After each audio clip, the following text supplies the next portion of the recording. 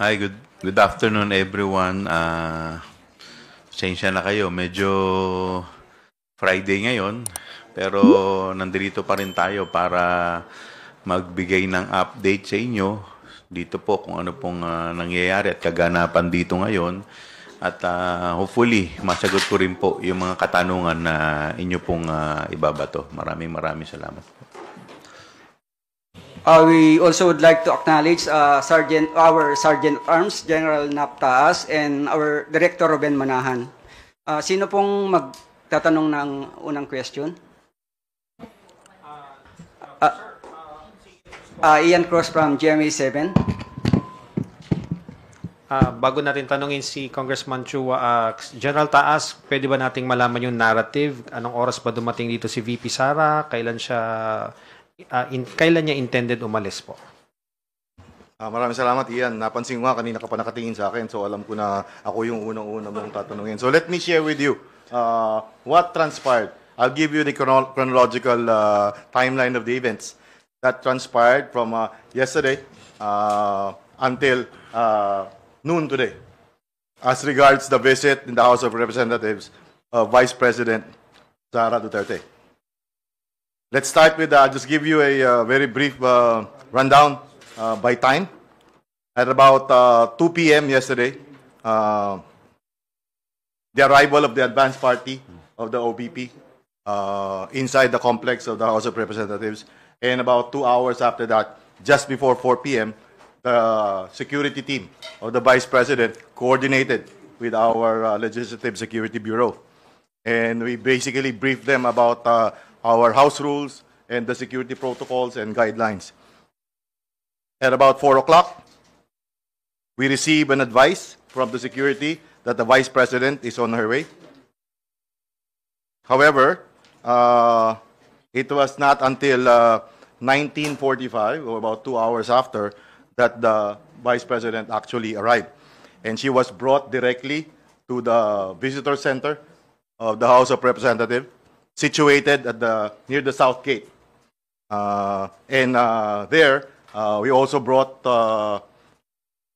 Yusek Sulaika Lopez for them to meet. And they were there until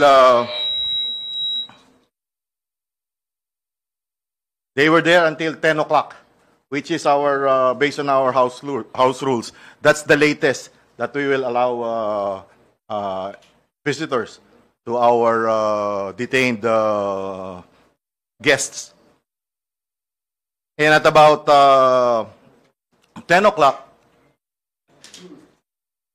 the Vice President, together with Yusek Lopez, actually prepared to leave the premises of the visitor center, as we have requested. However, after 3 minutes, that Attorney Lopez started heading her way back to our detention center, the Vice President, at about 10:05, also rode her convoy, which is right adjacent to our South Gate. And we were all assuming that she will start turning right, exiting the House of Representatives. However, her convoy went straight ahead, heading towards the South Wing Annex, sorry. And we talked over the phone with the security, and we were informed that the VP will just change using the room of the Honorable Pulong Duterte. And so we waited. But waited until 1 hour. At about 11 p.m., I started to proceed to the office of the Honorable Duterte to find out what's going on, what's causing the delay. At about 11:30 p.m., I personally appealed to the protocol and the security of the Vice President at room 304 if they could possibly already leave the premises, as there's always a practice during long weekends that we turn off power in all our buildings. If you will note, if you will go around Congress during Thursday na walang pasok ng Biyernes, Sabado at Linggo, ino-off po talaga natin yung power. One, it's because to save on energy. Dahil centralize ang air conditioning. And second, to prevent po yung occurrence ng electrical fire. Dahil hindi po natin alam kung mayroon nakapag-iwan ng mga chargers or laptops or whatnot sa kanya-kanya mga opisina. So standard doon natin ginagawa yun. And normally nga po, it's at 10:30 na ginagawa natin na ino-off. In the case last night, in deference to the Vice President, inabot po tayo ng 12:30 bago natin talagang in-off na.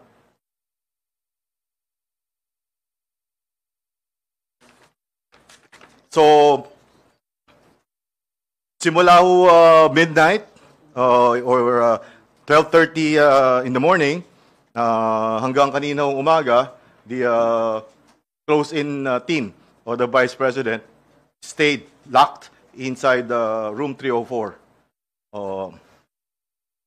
So about 7:30 this morning, upon request of our personnel and finance office, we had to turn on the power again dahil magtatrabaho po sila sa SWA.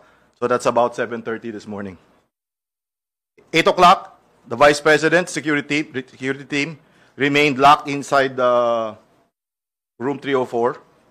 At 10:53, we noticed the Vice President together with entourage left the room of the Honorable Pulong Duterte, and we followed her all the way to the detention facility. At 11:07 this morning, the Vice President was allowed by the chairman of the Governance Committee to visit and once again discuss with Attorney Zulaika Lopez at our House of Representatives Custodial Center. That's about all I have for you. Thank you. Sir, General Taas, wala naman siya complaint na, syempre, nawala ng kuryente, sa magdamag siyang walang power doon.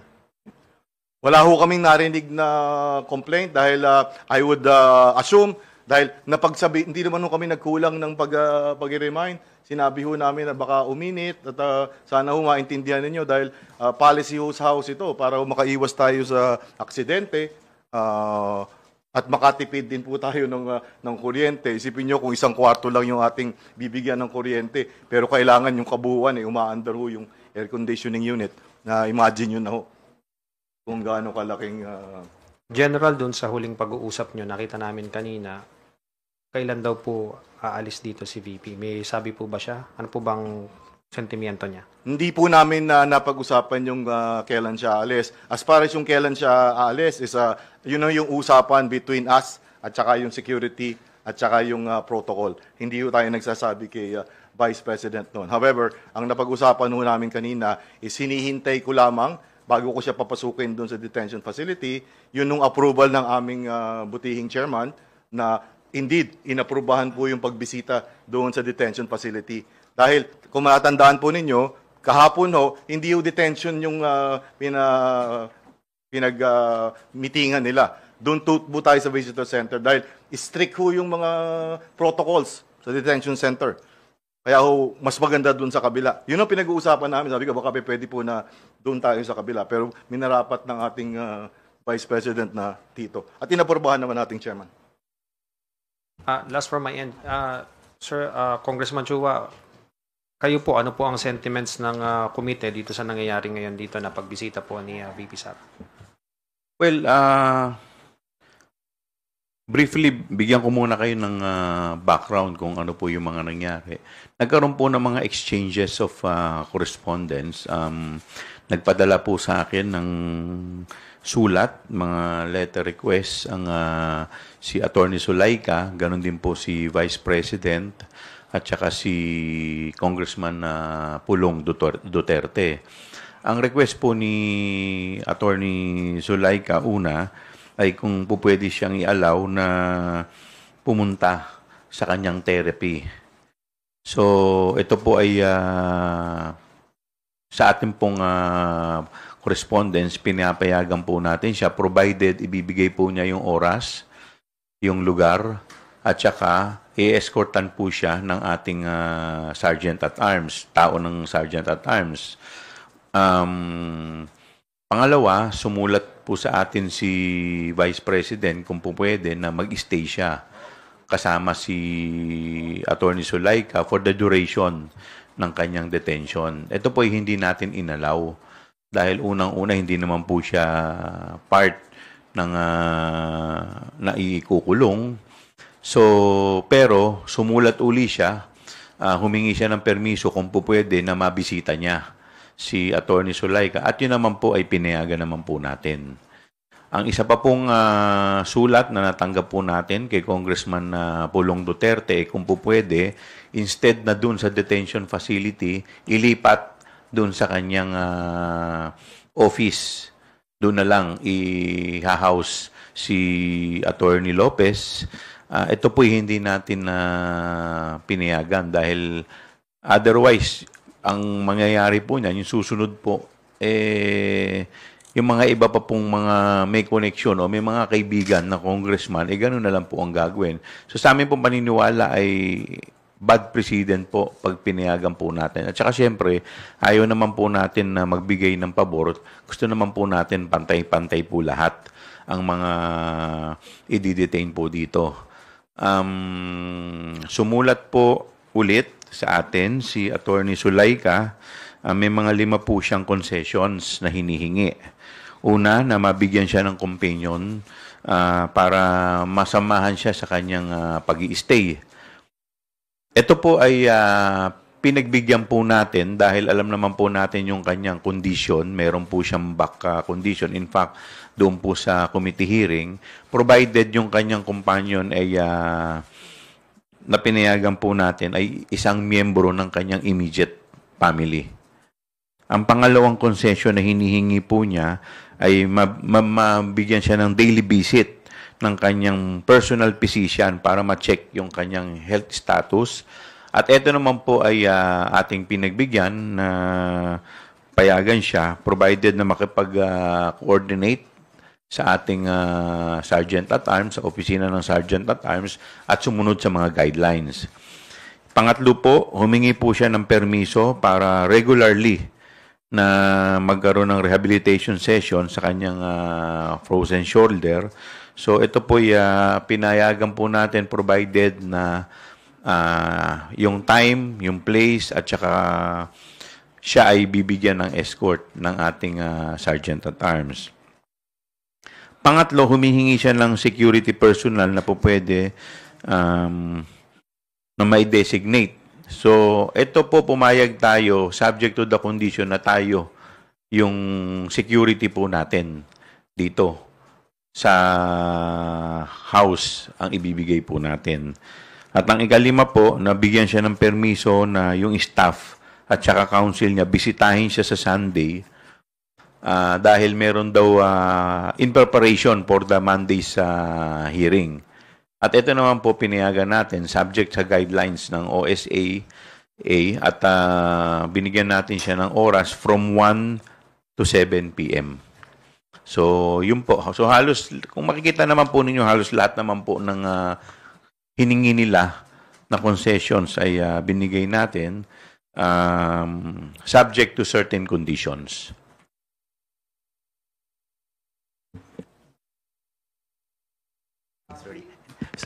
Sir, hi. Tristan po from Newswatch Plus.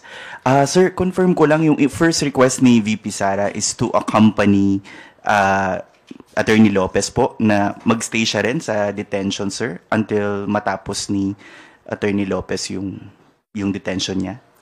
Yes po. Yun po yung initial letter niya na hindi naman po natin napagbigyan dahil siyempre meron naman po tayong sinusunod na guidelines. Pero yung pangalawang sulat po niya na kung po pwede bisitahin si Attorney Lopez, yun naman po ay pinagbigyan natin. Subject to guidelines din ng Sergeant at Arms. Excuse me, Miss Vivian from ABS. Good afternoon. Sir, so hindi po pinayagan si Vice President Duterte na magstay dun sa detention facility, pero outside the detention facility pero within the Batasan compound, allowed po ba si VP po mag-spend, for example, ng weekend doon? What do you mean? For Ang example, request po kasi niya is samahan si Attorney Zulaika sa loob ng detention. Eh, hindi naman po natin papayagan kasi hindi naman po siya detainee. At saka sa totoo lang, syempre medyo high profile po to eh. It will require so much security. Security risk po to dahil pangalawang pangulo po to. I do not know if we have enough security dito para mabantayan ang pangalawang pangulo. kasi I understand last night doon siya nagstay sa office ni Representative Duterte. So, pwede po ba siya doon magstay for the night? Oo.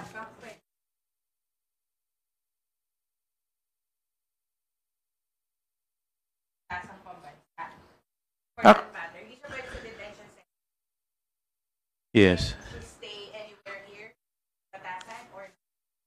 Hindi ko po alam kasi sa guidelines, pero kasi po kung pinakikinggan ko po kanina yung sinasabi ni Sergeant at Arms, medyo risky rin po dahil may mga protocol po tayong sinusunod dito. So could you imagine kung mag-i-stay ka po doon, ikaw lang, yung isang opisina lang ang bubuksan natin. Pero yung buong, kagaya po na sinasabi ni Sergeant at Arms, centralized, parang medyo hindi naman po yata maganda yun. So, sa akin naman po, wala naman po masama kung umuwi at pagkatapos the following day, po pwede naman po bumalik. Welcome naman po. Yun naman po talaga yung, maski naman po yung mga lawyers ni VP, i-allow din po natin sa mga ganong klaseng arrangement. So, until what time po pwede Representative Chua or Sergeant Sir Taas, kung hanggang anong oras po pwede si VP Duterte dito today? And sa weekends po, ano yung schedule ng visit na ipapayagan po natin? Hindi lang po kay ating pangalawang Pangulo. Sa lahat po ng bibisita sa ating mga nakadetain, ang policy po natin is pag merong session, inaalaw ho natin hanggang alas 7 ng gabi.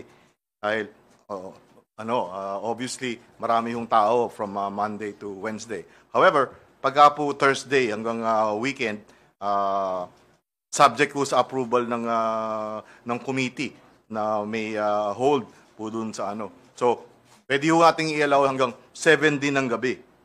Dahil anything beyond that, overtime na nga po, tama po si Chairman Chua, napakarami yung security yung kailangan nating i-devote doon sa isang bisita lamang. Ako po, simple lang po ang opinion ko po dito. Sana naman po yung respeto po at yung leniency na binibigay po natin sa ating Vice President, suklian din naman po niya ng respeto sa atin. Yung mga tao po, kagaya po ni Sergeant at Arms at yung mga personnel po dito po sa House Rep, ginagawa lamang po yung kanilang trabaho alinsunod po sa guidelines. So, pag may nangyari naman po, unang-una po si ating Vice President, high profile po yan na personality. Hindi naman po yung ordinaryong mamamayan. Pag may nangyari po dyan, sagutin din po nila yan. So, sana po, wala naman pong masama na makipagtulungan sa amin. Lahat naman po ng as long as within the bounds of law ay ibibigay naman po namin. Ang hinihiling lang po namin sana po sumunod lamang po nang sa ganun ay hindi na magkaroon ng ganitong klaseng issue. Respect begets respect. Yun lang po. We acknowledge Ms. Llanesca.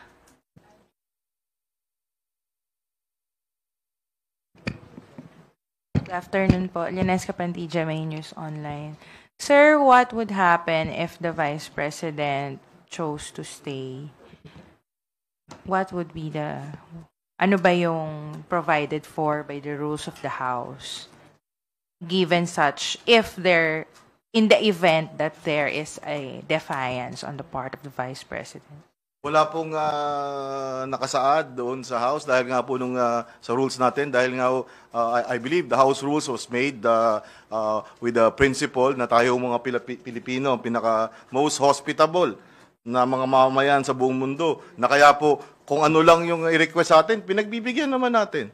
So, hindi ho na-cover yun kung ano yung gagawin. At ngayon nga po, kung gamitin itong pagkakataon na to para ipaabot, yung pakiusap na rin po ng mga security ng ating pangalawang Pangulo na kung maaari nga po, sinasabi ni Chairman kanina, pwede naman mong dumalaw bukas.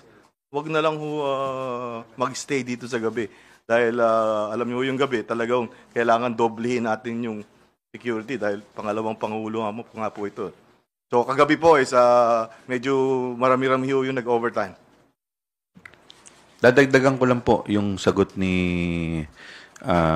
Sir, no, ni Sergeant at Arms, na kung gusto po niya ng much longer time, siguro po pwede naman po siyang mag-request ng extension.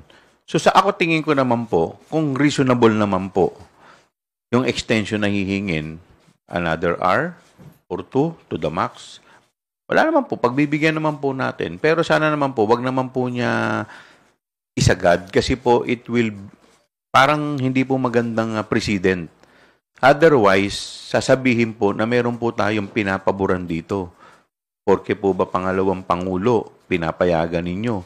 E paano naman yung mga maliliit na tao? Yung mga ordinaryo na nakukulong po dito, hindi namin. Siyempre, ang batas naman po natin dapat pantay-pantay. Ini-implement po natin yan. Nakapwesto ka po o hindi. Dapat ang pag-i-implement po niyan, pantay-pantay. Huwag po sanang sasama ang loob ni Vice President sa ating mga staff. Mga ordinaryong tao lang po yan. Sila po ay nagpapatupad lamang ng kanilang tungkulin. Next question will be from Miss Ria Camille at TV5, then followed by Vic Sumintak. Hi, sir. Ria Fernandez, TV5 po. In normal circumstances, when is the visiting hours? What time? Every when? And under normal circumstances, it's 8 to 11 in the morning and 1 o'clock in the afternoon until 5. During non-working days, or maybe in our case, Thursday. But during session days, we allow it until 7 p.m. That's the latest. Pero as much as possible, we would like to keep it at 5 p.m. But upon request, we can extend 2 more hours up to 7. Okay, if there is a request, you allow maximum of 2 hours. Only Monday to Thursday, no Friday, no weekends. Weekends, we do allow, except Sundays. Okay, and on weekends, we allow visitation from 8 to 11 in the morning and 1 o'clock in the afternoon until 5. Until 5. Sir, Except none on Sundays. to your recollection, sir, in the House's history, is this the first time that this happened? I've been the Sergeant at Arms since July of 2022. Yes, the answer is yes. It's the first time we've experienced this. Until now, as we speak, sir, the Vice President is still in the office of Congressman Duterte. Before coming here, she was still at the detention facility together with Attorney Lopez. I would have to check if she's still there, and I'll get back to you. Okay po. Kong Joel, are we considering going to the office of Kong Duterte to personally appeal to the Vice President and relay yung ating concerns, most especially na it will entail a lot of security if she will remain defiant or she will be defiant? Well, siguro mami, pag-uusapan muna namin ni Sergeant at times what is best, no? But ako siguro naman, tayo naman mga reasonabling tao tayo eh. 'Di ba? Lahat naman po tayo dito lingkod bayan. So, ang trabaho po natin bilang lingkod bayan ay sumunod sa batas at magpatupad ng batas. Eh kung tayo po mismo hindi susunod sa batas, eh paano pa natin ipatutupad ang mga batas? Pero halimbawa po, kunwari po, you want to set limits already to the visit po. Meron po ba tayong parang penalty for And someone? ma'am, to cut you short, no? Dapat pa bang sabihin na sumunod sa batas ang ating pangalawang Pangulo? Ang ating pong pangalawang Pangulo ay isang abogada. Siya po ay pangalawa sa pinakamataas na opisyal ng ating bansa. Nag-oath po kami ng aming panunungkulan na kami po ay susunod sa alituntunin. So sa tingin ko naman po, magiging reasonable naman po ang ating pangalawang Pangulo. At sa tingin ko naman po, ay alam naman din po niya kung ano po ang dapat niyang gawin at alituntunin po dito. Okay, sir. Sir, balikan ko lang yung tanong ko. Halimbawa, may isang tao na visitor and ayaw niya sumunod dun sa visiting hours na sinet po ng house. Meron po bang karampatang parusa yon? Wala hong penalty clause yung ating guidelines as to yung security protocol as regards yung detention facility.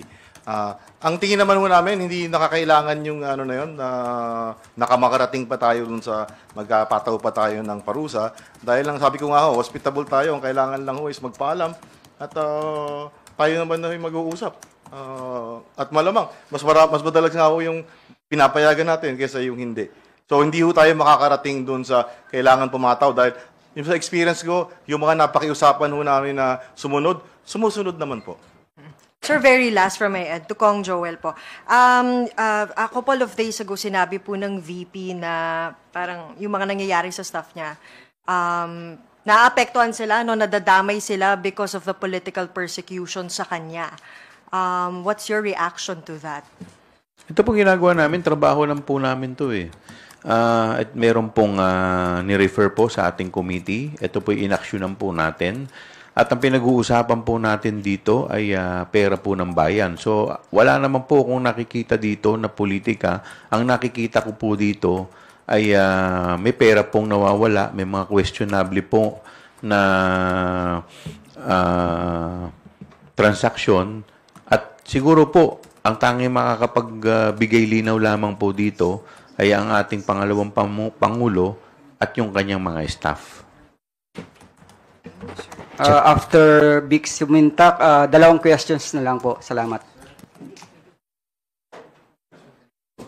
Sir, good afternoon. Just a clarification.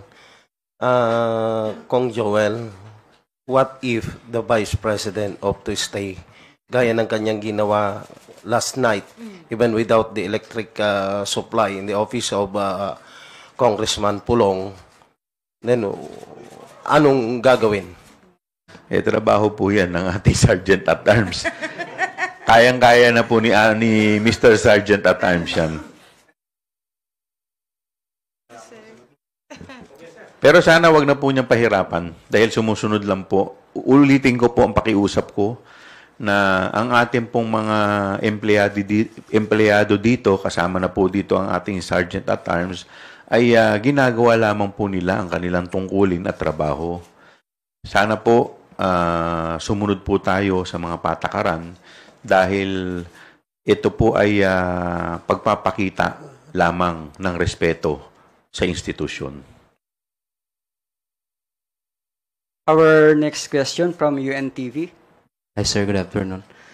Just a clarification, yung Vice President asked to stay with Attorney Lopez inside, but I just want to get to know what were the specific reasons given by the Vice President, if any?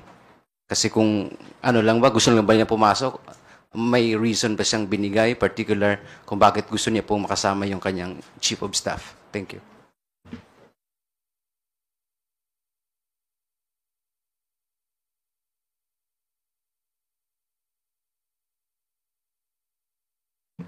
Meron po siyang 6 na dahilan na sinasite dito. For humanitarian reasons, I request for consideration of her situation given the following circumstances. Number 1, as you may have already noticed during her appearance in the committee hearing yesterday, she has persistent and chronic back problem that often further results in migraines. Number 2, she has expressed since yesterday that she is nauseous and lightheaded. Number 3, she has little sleep because of fears for her security and safety. Number 4, she is not used to being alone and is worried that other detainees may cause her harm. Number 5, she is still experiencing fatigue due to jet lag and sadness about the condition of her aunt. Number 6, she has requested me to join her so she may have peace of mind and get adequate rest. So yun po yung 6 na reasons kung bakit po niya nire-request. Sir, kaunting sundot lang. So, kasi yun yung kinukonsider niyo, tinitingnan niyo. So, hindi justifiable yung reasons na binigay po ng Vice President rather. Thank you. Well, unang-una, hindi po namin mai-allow siya dahil unang-una, hindi naman po siya detainee. Pangalawa, high profile po siya. Baka mamaya may nangyari po dyan. Kawawa naman po yung ating mga empleyado dito. Alam naman po natin, security risk yan. Pangalawang pangulo po yan.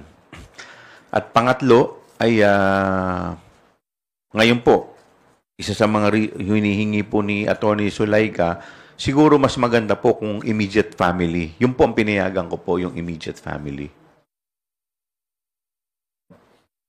Thank you. Thank you very much. Kung wala na po, perhaps we can... one more.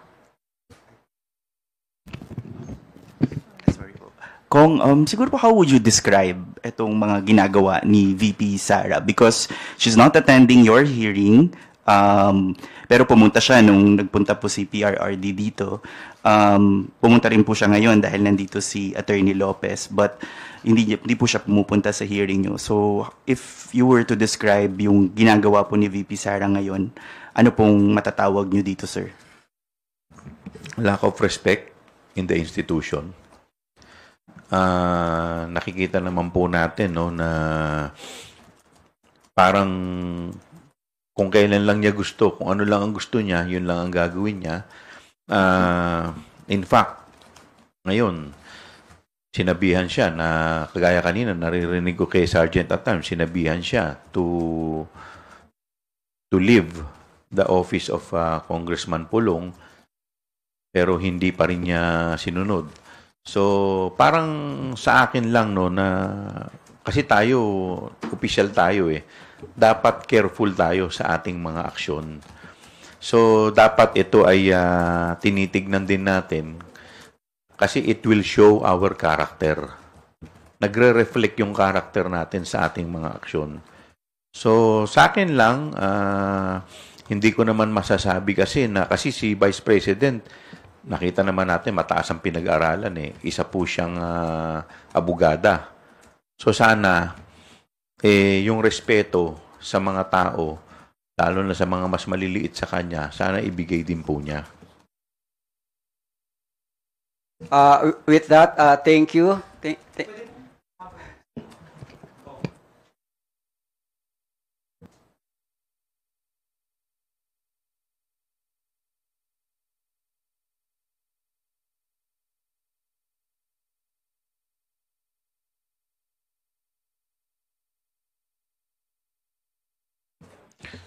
Well, to begin with, wala pa rin naman sinasabi si Attorney Lopez sa amin So, unless siguro may nasabi siyang medyo mabigat, maapektuhan. Pero as of now, hanggang ngayon, parang, in fact, isa nga rin yan sa dahilan kung bakit po siya naikulong ngayon. Dahil nga dun sa totality nung naging acts niya nung nakaraang hearing. So, hopefully, in the next scheduled hearing, magsabi na siya kung ano po yung talagang nangyari. Thank you. Siguro, if our guests have closing statements, kung Joel and General Taas.